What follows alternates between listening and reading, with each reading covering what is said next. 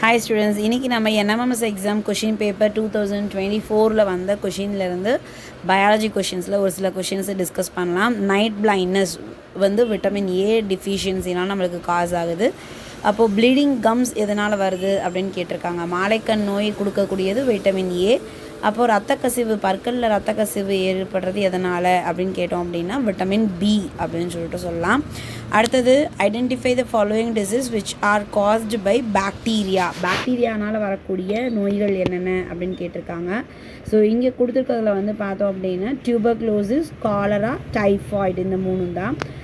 காசநோய், cholera, typhoid இந்த மூணு தான் பார்த்தீங்க அப்படின்னா பாக்டீரியானால் வரக்கூடியது. அடுத்தது find the poultry disease caused by fungus. பூஞ்சைகளால் கோழிக்கு உண்டாகக்கூடிய நோய் என்ன அப்படின்னு பார்த்தீங்கன்னா ஆஸ்பெர்ஜில்லஸ். ஸோ இதில் சால்மனெல்லாசிஸ் அப்படிங்கிறது பார்த்தீங்க அப்படின்னா பாக்டீரியா, ஆந்த்ராக்ஸும் பாக்டீரியா, ராணிக்கட் அப்படிங்கிறது வைரஸ்னால் வரக்கூடிய நோய். அப்போது இதில் ஆன்சர் என்ன அப்படின்னா ஆஸ்பெர்ஜில்லஸ்.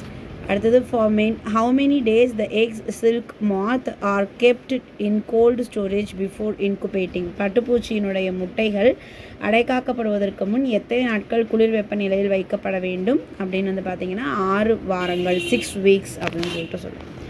Okay friends, thank you. மீதி கொஷின்ஸை நெக்ஸ்ட் கிளாஸில் டிஸ்கஸ் பண்ணலாம். பாய்.